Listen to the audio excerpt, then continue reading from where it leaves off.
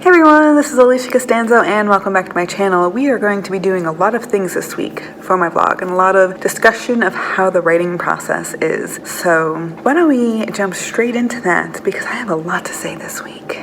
I finished editing my friend's book, which she's saying, oh my god, what a good book. I finished editing my short story. I've got a new cover, I've got a banner, I've got it formatted, I've got a kitty. Got a kitty. And I just finally wrote for the first time this week in my book that I hate. And I'm at 29,000 words. Chapter 30, 29,000 words. I've got some sort of idea of what I'm doing from work. So we will see.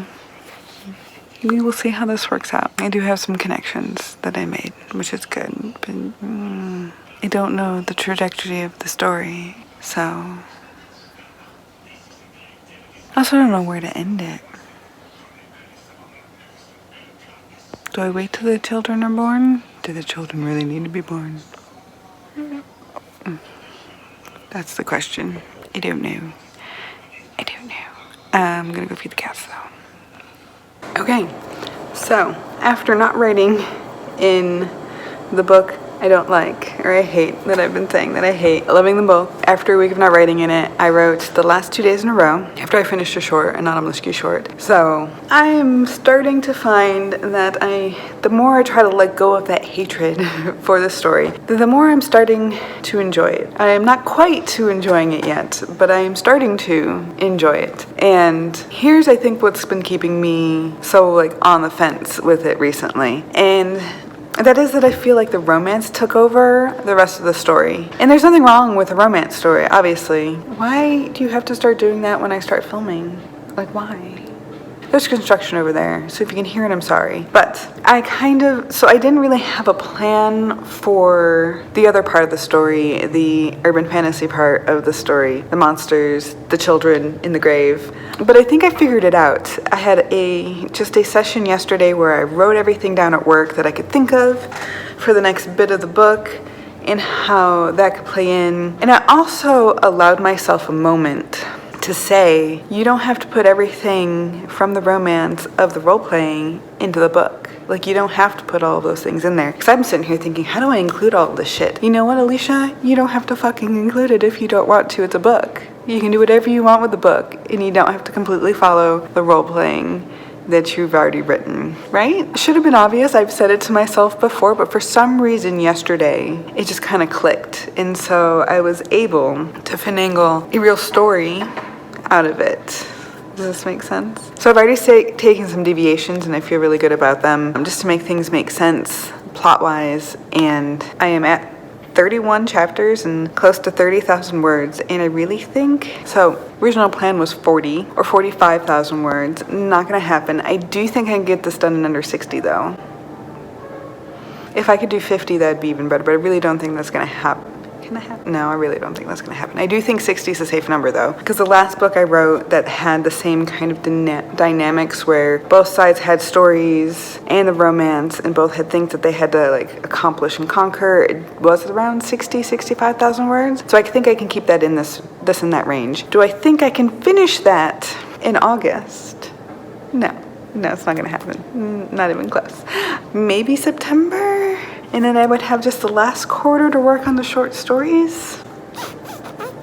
Okay, so here's the thing. I'm kind of thinking about trying to write 3 stories at once, 3 main stories at once, because they're all interlocked with each other. So I'm thinking about starting my Shy and Brad story because they are currently present in the book that I'm writing. And I'm thinking about writing my Riley and Eli story, which is already, they're coming soon. Ooh.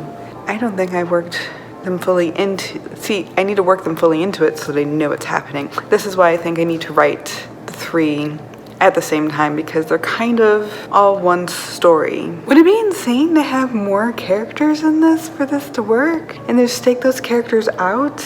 Take those POV chapters out and just let the book be what it is without those POV, but I've written them.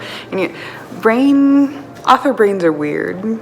Processes can change though, and I'm kind of contemplating slipping in some point of views. I don't know if my brain works this way. Am I willing to try it? Yes. Do I want to experiment with that this week? I might experiment with that this week and see how it goes, and I'll let y'all know. I'm gonna try that tonight. I think I'm gonna write a bright or shy point of view chapter tonight, and I'm gonna label it differently so I know which ones are which. I mean, I label things a lot because OCD, at least OCD tendencies. So, okay, that was a good talk, guys. That was a good talk. Let's try this. Let's see if this doesn't work to get me where I need to be. And I feel like as soon as I catch up with book 5 and book 4, I can. Now, okay, sorry, one more thing.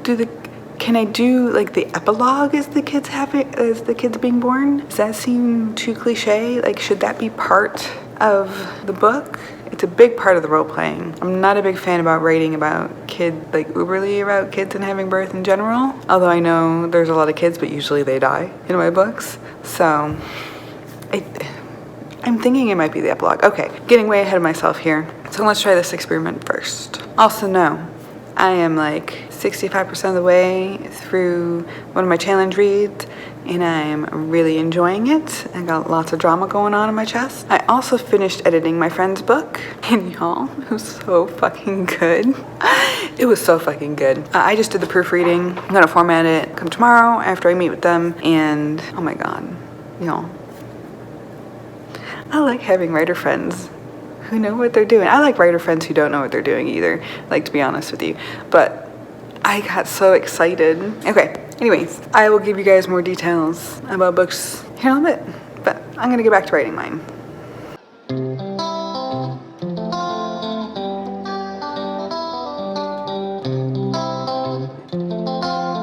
So I get to see Betty Ann today at her house. Because, circumstances, but woo, I love my Betty Ann time. So I just started the one and only Crystal Druid this morning. I'm at 66% already. Took a little bit to get going. However, really great voice. Thank you.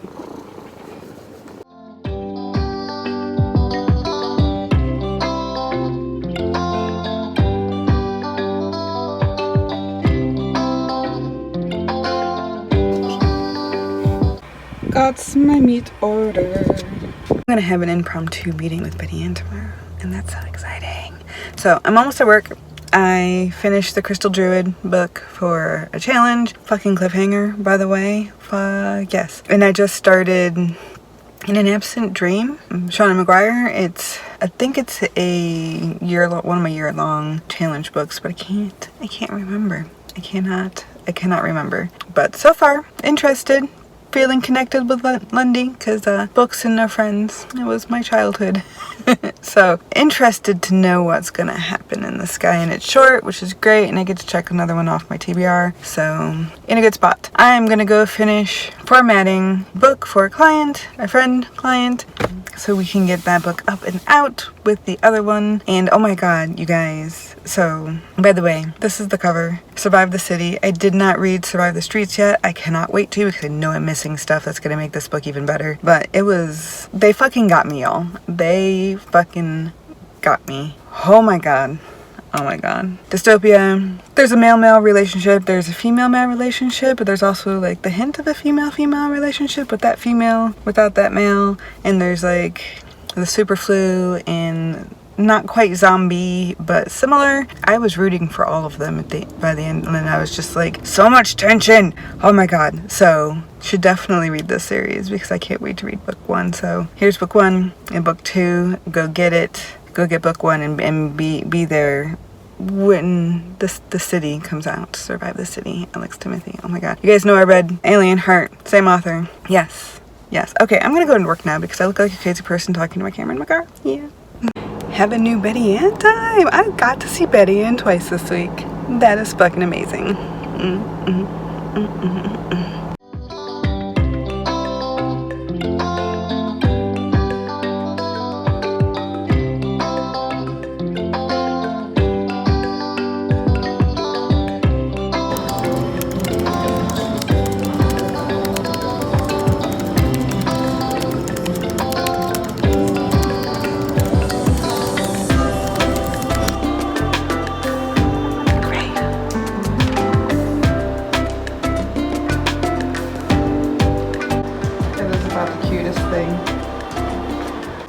I'm about to go to work. But I didn't record a whole lot of things over the weekend, and I just wanted to catch you up. And by the weekend, I mean Friday and Saturday, because those were the 2 days that I had off. I took a break from doing a whole lot of my work because I didn't have a whole pile of it.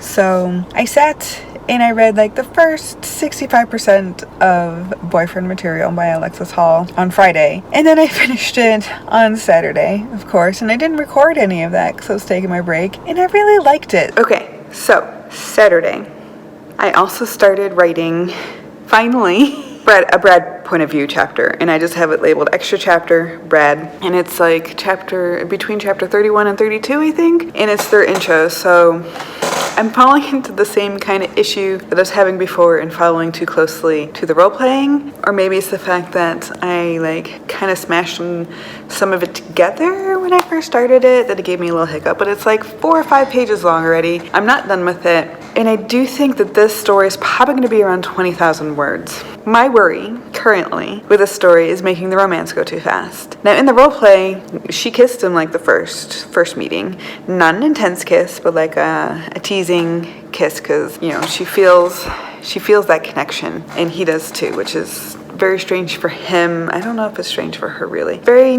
weird. He's my character again, and she is Kaya's. The person who created Kaya, it's her character too. So I am giving myself way more leeway already with it. One of the things that I'm a little bit worried about is how long it's been since I've written about Brad, and if I should go back and reread my Broken World series to get a better understanding of where Brad is currently, where his state of mind is, because in the full books, he leaves in book 3, at the end of book 3, and comes back in book 4. So should I reread those 2 books?